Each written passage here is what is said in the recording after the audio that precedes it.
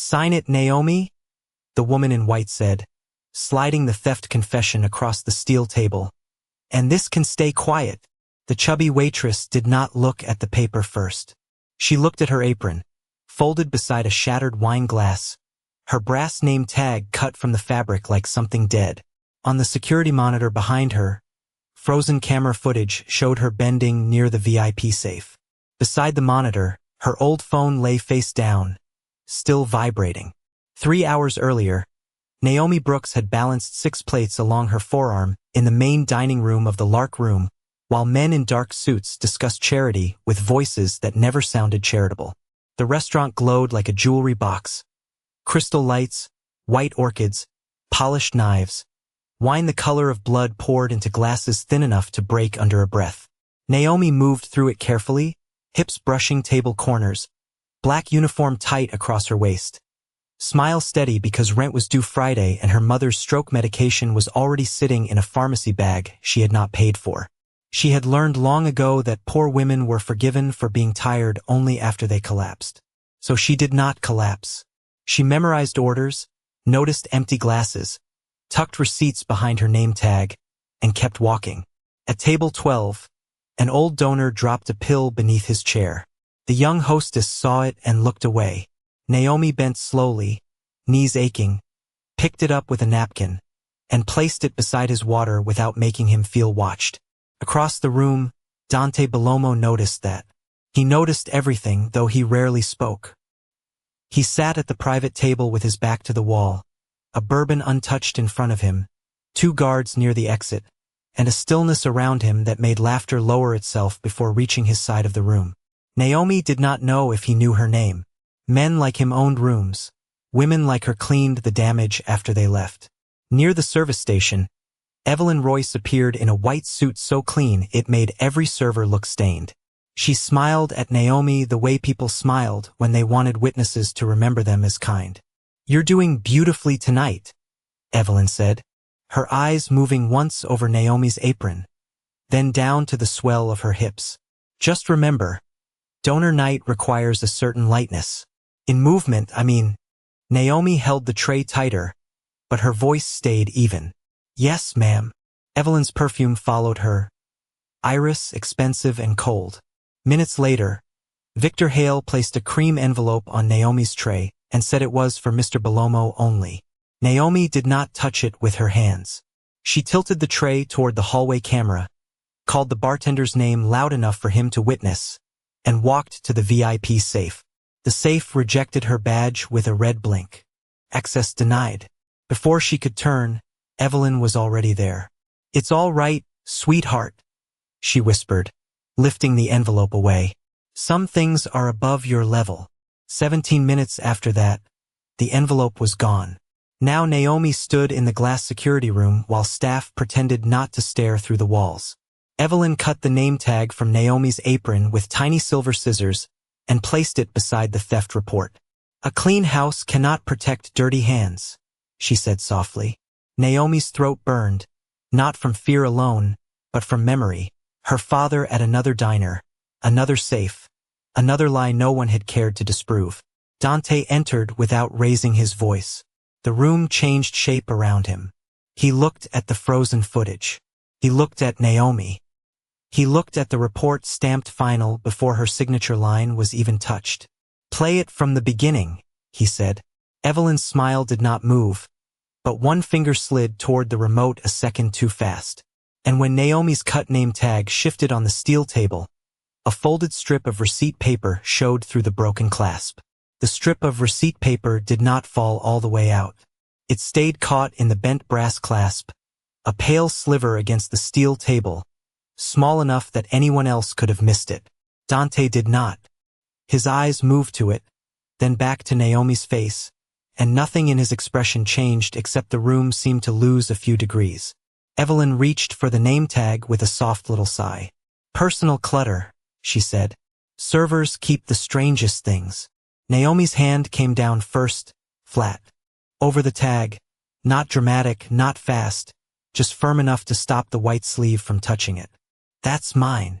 The words were quiet, but they made 3 security guards look up. Evelyn's smile thinned by almost nothing. Naomi, sweetheart, this is an investigation. Then investigate it, Naomi said. The dish room hummed beyond the wall, metal racks sliding through steam, plates knocking together like nervous teeth. Somewhere in the dining room, the front door bell chimed and a woman laughed too loudly, as if laughter could cover the fact that everyone had gone still. Dante leaned one hand on the back of an empty chair. He did not sit. Open it, he said. Naomi lifted the name tag with fingers that still smelled faintly of lemon soap and coffee grounds. The clasp had been broken for months. Her father had fixed it once with a pair of pliers at their kitchen table, back when he still believed small things could be repaired if you were patient. Behind the brass plate, folded tight, was a thermal receipt from table 12. The ink was pale but readable. 8:58 p.m. 2 coffees. 1 black, 1 with oat milk. Allergy note entered at 9:02. Naomi swallowed. I was at table 12 when your log says I used the West reader. Evelyn gave a little breath through her nose, almost amused. A receipt proves you printed a receipt.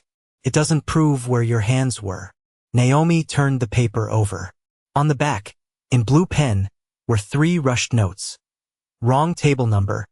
Reprint denied. Iris coat. Dante's gaze held on the last 2 words. Iris coat? He asked. Not loud, not accusing, just soft enough that Evelyn had to hear herself breathe. Naomi looked toward the glass wall where the staff stood pretending not to look. Ms. Royce's coat was hanging by the west corridor. I smelled her perfume when I passed the service station. Same smell was on the envelope. Evelyn's eyes flicked once toward the coat rack. Too quick. Dante saw it. Naomi's old phone buzzed again on the table, the cracked screen lighting up beneath a smear of flour from her apron pocket. A bank alert flashed across it before the screen dimmed. Card declined. Pharmacy invoice. $286.41. Someone near the door made a sound, half pity, half judgment. Evelyn tilted her head, her voice softening into something almost maternal. This is what makes these situations so painful. Financial pressure changes people. Good people. Tired people. People caring for sick mothers. Naomi's cheeks burned, but she did not look down. My mother's medicine is unpaid, she said. That doesn't make your camera honest. The silence after that was heavier than shouting. Dante reached into his jacket, took out his own phone, and photographed the receipt without touching it. Then he looked at the security monitor. Show me 8:58 to 9:05. The technician hesitated. Evelyn answered for him. That section is temporarily unavailable. Routine archive delay. Dante's eyes moved, slowly, to the technician. I asked him. The young man's throat bobbed. 7 minutes are missing, sir. Naomi closed her fingers around the name tag. The old phone buzzed one last time, and this time it was not the pharmacy. It was a deleted voicemail notification from an unknown number, timestamped 8:51, with a transcript preview that read, use her name on the second card. The words on the cracked screen vanished before Naomi could touch them, but they had already done what truth always did in a room built for lies. They made the air change. Evelyn's hand floated toward the phone with the graceful patience of a woman reaching for a fallen napkin. Dante's voice stopped her before her fingers crossed the table. Leave it. 1 word. No volume. The technician froze. Naomi kept her hand around the name tag so tightly the broken brass edge pressed into her palm. She could feel the small bite of metal, feel the sting, and somehow it steadied her more than kindness would have. Evelyn looked at Dante, not Naomi. Unknown numbers leave strange messages all the time. Staff gossip, prank calls, debt collectors. I would be careful about giving desperation a microphone. Naomi did not answer right away. She was staring at the time. 8:51. 7 minutes before table 12. 11 minutes before the West reader supposedly opened under her name. I wasn't supposed to be near the VIP safe tonight, she said. Marcus had that section. Marcus, the head bartender, shifted behind the glass wall. His black vest looked too tight at the throat. Evelyn turned toward him with a smile so gentle it felt like a hand over his mouth. Marcus was reassigned for service flow. You remember that, don't you? Marcus looked at Naomi, then at Dante, then down at the floor. Yes, ma'am. Naomi's stomach dropped, not because he lied, but because he sounded sorry before anyone accused him. 3 hours earlier, she had seen the reservation note clipped beside the host stand. Victor Hale, Table 9, Donor Menu, Private Handoff. Server M. Alvarez. Not Naomi Brooks. She remembered because Evelyn had stood there with a silver pen and crossed out the server line herself. Naomi had been carrying 2 cappuccinos at the time, 1 black, 1 oat milk, the cups warming the tray through the linen. Evelyn had looked up and smiled. Change of plan, Naomi. Mr. Hale prefers someone with a softer presence. Softer. Naomi had heard that word all her life. Soft body. Soft voice. Soft enough to push. She had taken the tray because refusing donor service on a night like this meant losing hours next week. And losing hours meant her mother's pills stayed behind the pharmacy counter. But she had noticed the small things. The cream envelope was already on Victor Hale's table before dessert. It had a black band around it, not the gold bands used for cash tips. The wine order slip beside his glass said Barolo, but his glass smelled like bourbon. Someone had changed the drink after the order printed. And when Victor slid the envelope onto Naomi's tray, he did not look at her face. He looked past her shoulder toward Evelyn's white coat hanging by the west corridor, the same coat that smelled of iris perfume. Back in the security room, Naomi lifted her eyes. The table number was changed. Evelyn's smile finally missed 1 beat. You're confused. No, Naomi's voice stayed quiet. Mr. Hale was table 9. The receipt you showed says table 11. But table 11 was empty until 9:15 because the couple from Boston was late. I know because I reset their wine glasses twice. Dante's gaze shifted to the reservation screen. Pull the host notes. Evelyn laughed softly, almost sadly. Dante, she is a waitress under stress. She remembers glasses because that is her job. It doesn't mean she understands guest integrity. He did not look away from the screen. Pull them. The hostess's fingers trembled over the keyboard. The notes opened. Victor Hale, table 9. Server Marcus Alvarez. Then, beside Naomi's name, added in a different font at 8:46 p.m., were 4 words that made the room go still. VIP safe handoff approved. The 4 words sat on the screen with the calm cruelty of a signature nobody remembered making. VIP safe handoff approved. Naomi felt every eye move from the monitor to her body, as if guilt had weight and shape and could be measured by the way her uniform pulled at the seams. One of the board members, a silver-haired woman with pearls layered at her throat, leaned toward another and whispered, not softly enough. This is why staff shouldn't be rotated into donor rooms without vetting. Evelyn did not correct her. She only folded her hands, white sleeves resting spotless against the steel table. Mr. Bellomo, this is becoming unnecessarily painful for everyone, she said. Naomi is clearly overwhelmed. I'm sure she did not intend for a private disciplinary matter to become a performance. Naomi's fingers tightened around the bent name tag.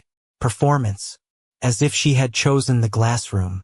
As if she had invited the stairs. As if she had cut her own name off her apron and laid it beside a theft report stamped final. Dante stood very still. That was the thing about him that made men twice Naomi's size lower their voices. He did not rush to anger. He let silence walk ahead of him. Scan her badge, he said. Evelyn's expression remained beautiful and useless. We already have the log. Scan it. A security guard took Naomi's badge from the tray of confiscated belongings. The badge looked cheap in his hand. Plastic worn cloudy from years of being clipped to fabric. The corner cracked where Naomi had dropped it during a lunch rush last winter. He crossed to the VIP safe reader visible through the open service door, held it flat against the scanner, and waited. The machine blinked. Read, access denied. No one spoke. For 1 small second, the room loosened around Naomi's lungs.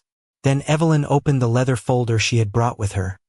sliding out a second page as if she had been waiting for that exact breath.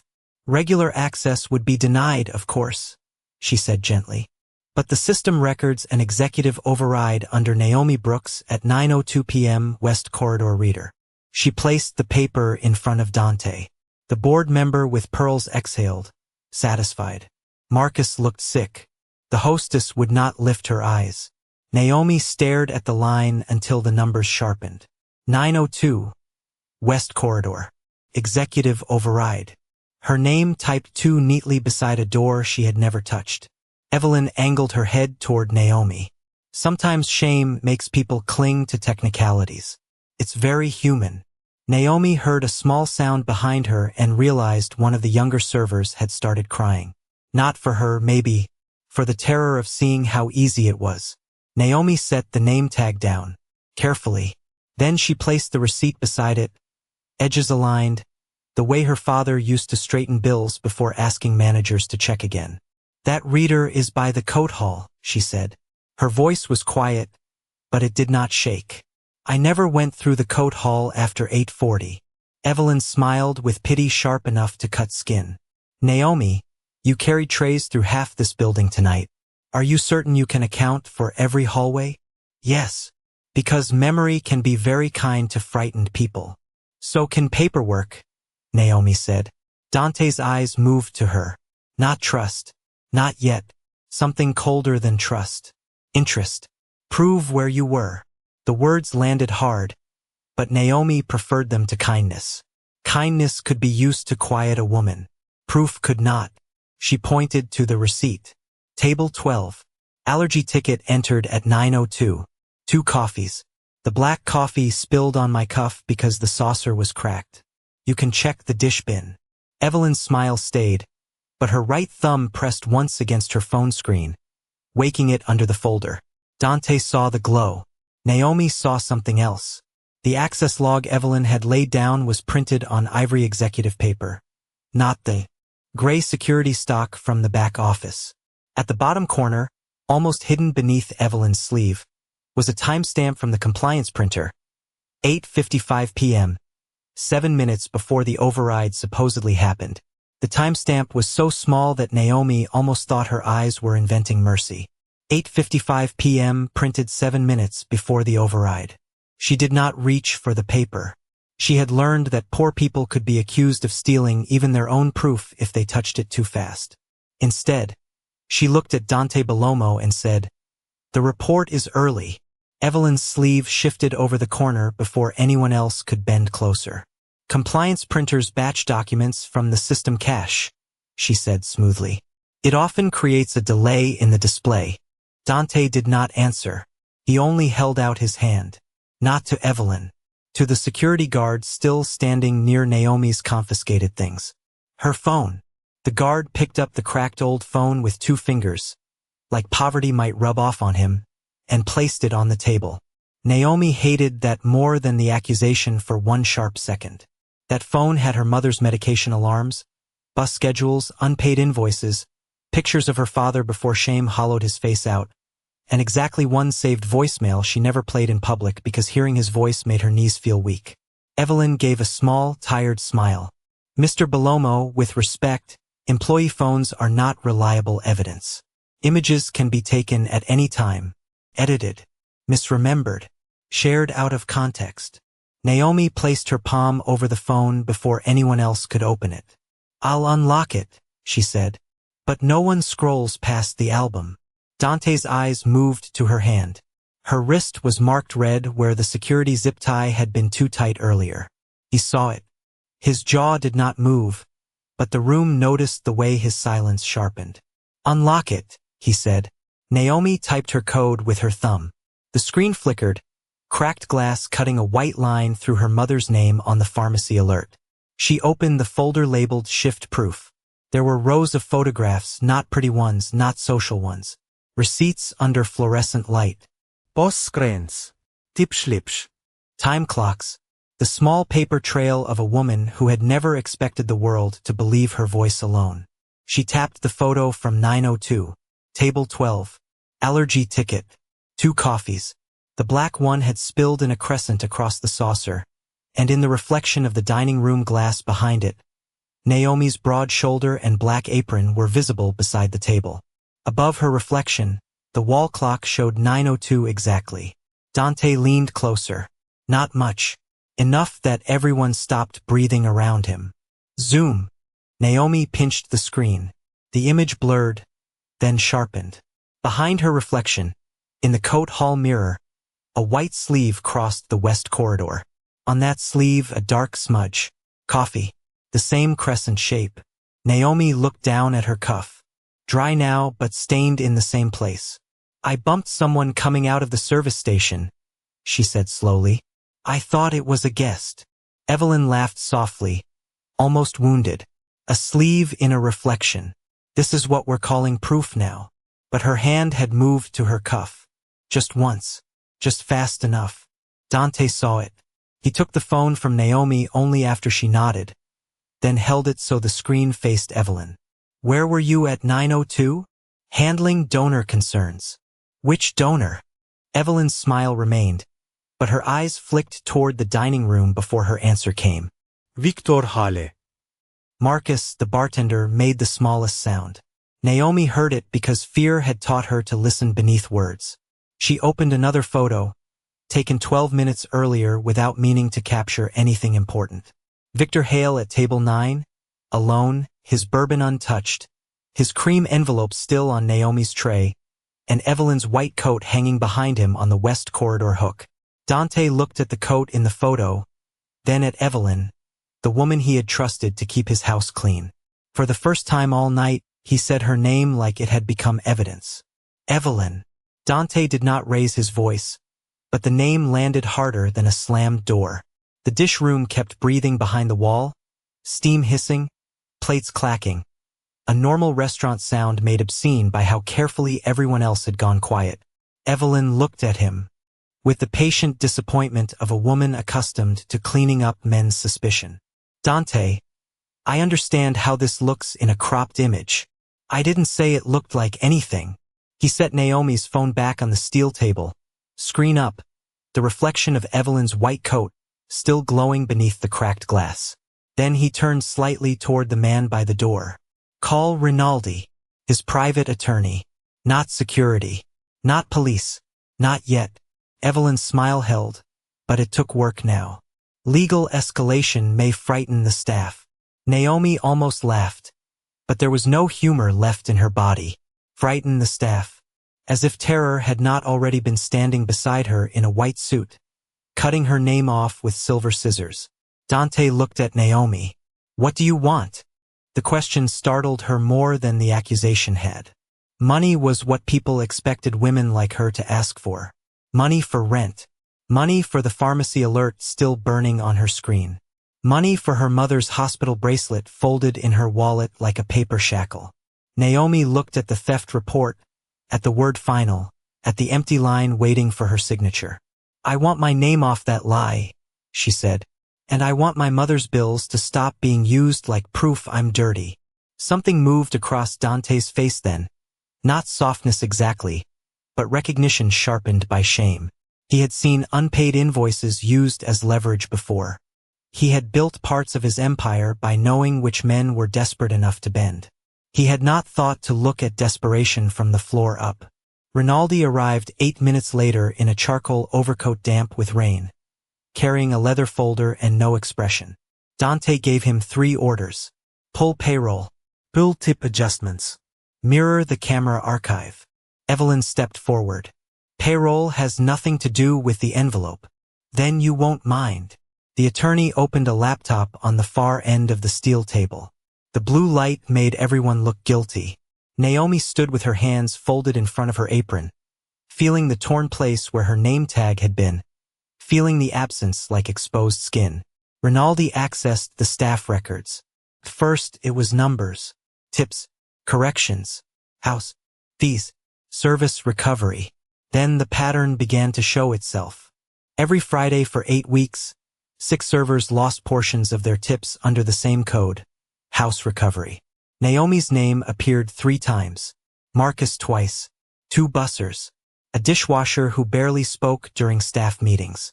Always the quiet ones. Always the ones who needed the shift too badly to complain. Evelyn gave a clean little sigh. Those are standard guest compensation offsets. Spilled wine, late plates, allergy errors. Naomi has had documented performance issues. Naomi opened her mouth, then closed it. She would not beg a room to believe she worked hard. Instead, she opened her phone again and slid to another photo. A receipt from 2 weeks earlier. No allergy error.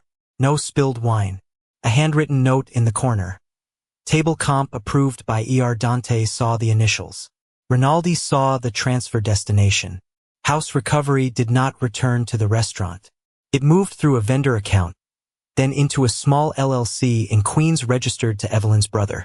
The rain ticked against the glass beyond the dining room, soft and steady, like fingers asking to be let in.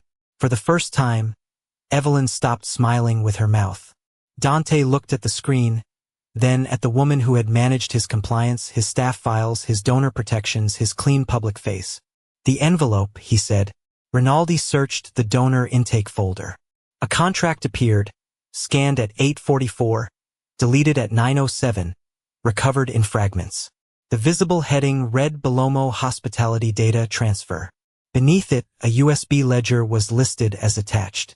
Dante stared at those words long enough for the room to understand the theft was never about cash. Naomi had been chosen because poverty made an easy motive, and her body made an easy joke, and her silence had been mistaken for weakness. Dante's eyes lowered to the final report again. Printed early. Signed by Evelyn. Witness line prepared for Marcus. Naomi Brooks marked high risk in red. He had trusted the woman who wrote that file.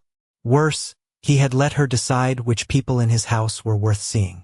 Dante let the silence stay long enough for Evelyn to believe she could still decorate it. A deleted scan does not prove misconduct, she said, her voice calm again, though one hand had curled around the edge of the folder. It proves staff mishandled donor intake, which is precisely why untrained servers should not be placed near sensitive material. Naomi looked at the folder, then at the coat hall beyond the glass, where Evelyn's white coat still hung like a flag no one had lowered. Dante did not argue. He closed Rinaldi's laptop with 2 fingers. Then we repeat the process. Evelyn blinked once. Excuse me? Same envelope. Same safe. Same staff path. He turned to Rinaldi. Blank contract. Dead USB. Mark the band black. The attorney understood before anyone else did. He took an empty cream envelope, slid a harmless USB inside, wrapped it with a black band, and placed it on the steel table. The room did not breathe around it. It looked too small to frighten anyone, but Naomi knew small things were how traps survived. Receipts. Nama tax. Printer times. A 7-minute hole. Dante looked at Evelyn. You said policy is clean. Show me.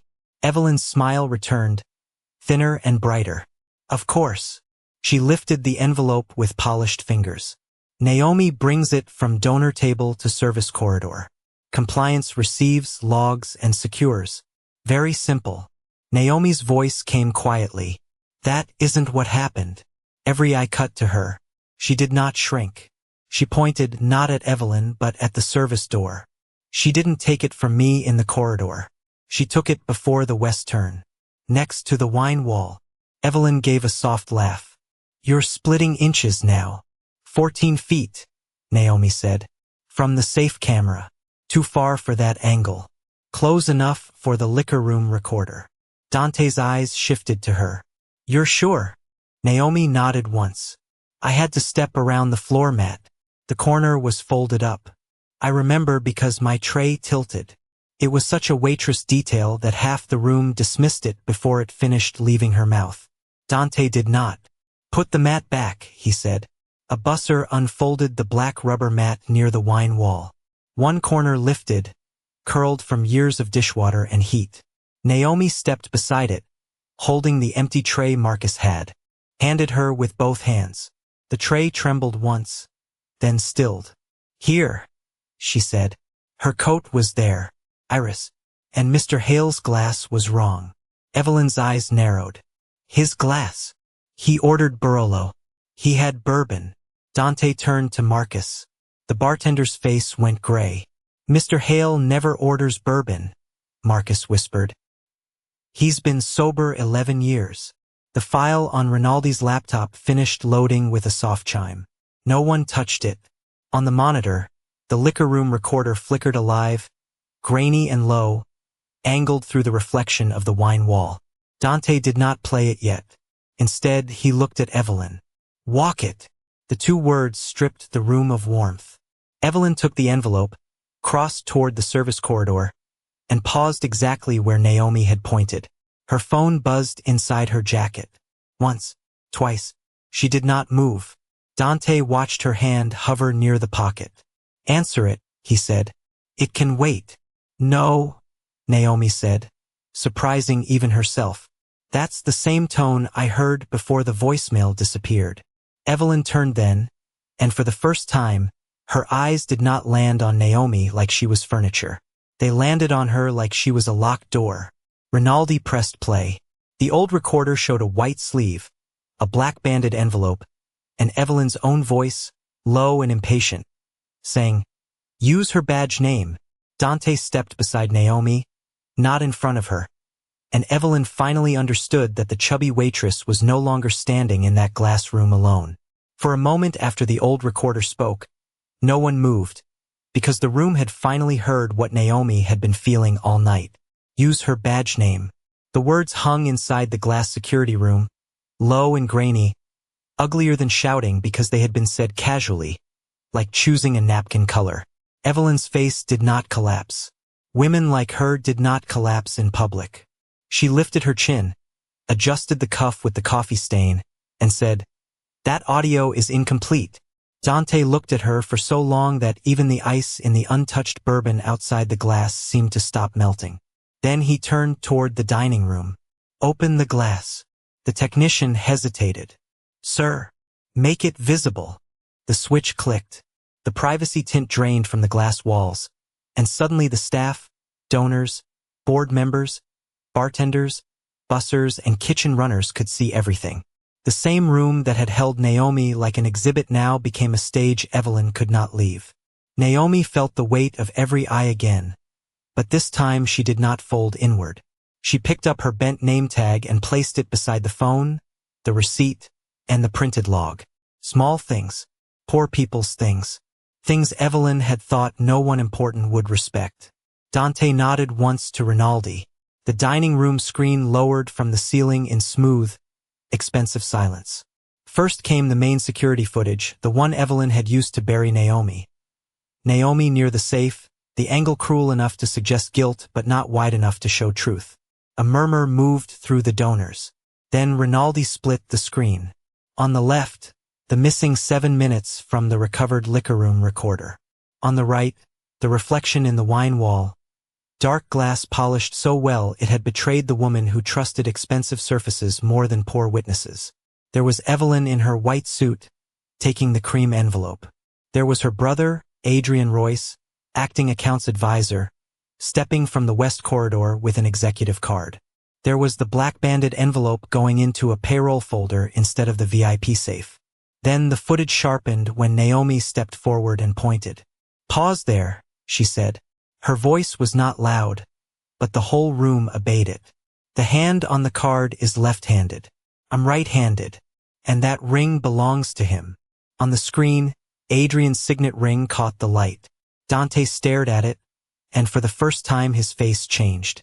Color left him slowly, not from fear, but from the kind of pain powerful men feel when they understand the rot had been eating under their own roof while they admired the floor. Adrian had sat at his table. Evelyn had signed his policies. Their reports had passed under his name. Naomi had carried plates through a house he called protected, while protection looked right through her. Rinaldi opened the recovered contract. Belomo hospitality data. Transfer. Staff expendability notes. Naomi Brooks appeared at the top in red. Debt, sick mother, body insecurity, easy motive. The room went so silent Naomi could hear the neon sign outside trembling in the rain. Evelyn whispered, "Dante, this is being misread." Naomi looked at her then, really looked, and set the pharmacy alert and hospital bracelet beside the theft report. "No," she said. "You read me exactly how you wanted everyone else to." Dante placed one hand on the steel table. Not hard. Just enough to make the silver scissors beside Naomi's cut name tag jump. Then he looked at Rinaldi and said, very calmly, "Seal every exit." Rinaldi moved first, not fast, not dramatic, just certain. 2 guards stepped in front of the dining room doors. Another closed the service exit. No one was thrown to the floor. No one shouted. That was what made it worse for Evelyn. The violence she had expected never came, so she had nothing to perform against. She stood in the glass room with the silver scissors still on the table, the same scissors she had used to cut Naomi's name away, and watched every polite excuse die under the weight of paperwork, footage, timestamps, and her own voice. Dante looked at the board members first. "You will stay." Then at the staff. "You will be paid for every minute you stand here." Then at Evelyn. "You will speak." Evelyn's mouth tightened. "On advice of counsel, I should not." Dante nodded once, as if he had expected that. Rinaldi slid a printed statement across the steel table. "Then I will read the findings into the company record." His voice was dry and merciless. Naomi Brooks did not steal. The termination report was fabricated. The access log was manipulated using an executive credential. Tip funds were diverted under false service recovery codes. Staff files were weaponized to create motive where none existed. The words did not undo the humiliation. Naomi felt that in her bones. A lie could be made in one breath, but clearing it took documents, witnesses, signatures, copies, and the courage to stand there while people realized they had believed the worst of you easily. Still, when Rinaldi said her full name, something inside her stopped bracing. Marcus stepped forward first. His face was wet, though he had not made a sound. "I saw the envelope," he said. "I should have said it sooner." Naomi looked at him. She did not forgive him for free, but she did not look away either. That was enough for tonight. Adrian Royce was escorted out through the dining room with his signet ring sealed in an evidence bag, the recovered contract under Rinaldi's arm, and the USB ledger already mirrored to 3 secure drives. Evelyn followed after him without her white coat. Dante had ordered it bagged because the cuff still carried Naomi's coffee stain. Before she reached the door, he stopped her with one sentence. "You mistook quiet for disposable." Evelyn turned, but nothing useful came out of her mouth. By midnight, the donor board had signed an emergency removal. By morning, Belomo Hospitality filed civil claims, referred the ledger and payroll diversion to outside counsel, and opened every tip record from the last 6 months.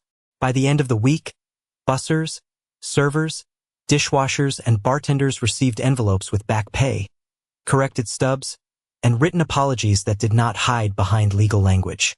Naomi's record was cleared in ink. Not whispered, not assumed, written. The theft flag was removed. Her termination was voided. Her missed wages were paid. Her mother's insurance review, the one Evelyn's office had delayed as leverage, was transferred to an independent benefits attorney Dante paid but did not control. Naomi noticed that distinction. It mattered. Help that came with a leash was just another kind of trap. 7 days later, the Lark Room opened for dinner under new rules. No employee could be searched without a witness. No badge log could stand without camera confirmation. No name tag could be removed before an investigation was complete. Dante had it printed in the handbook and posted beside the time clock, where people who worked with their hands could see it without asking permission. Naomi entered through the front door because Dante had told security the front door belonged to anyone whose name was on the payroll. Her new apron waited at the host stand, black cotton pressed clean, pockets stitched deeper because she had asked for practical things, not pretty ones. Beside it lay her old brass name tag, still bent, still scratched, still repaired at the clasp where her father had once pinched it shut with pliers. Dante picked it up but did not pin it on her. He held it out. Naomi took it herself. The room watched as she fastened her name back over her heart. Not as evidence. Not as pity. As proof she had survived being misread. Later, after service, She sat at the end of the bar with a hot cup of coffee she had not paid for and did not have to apologize for accepting.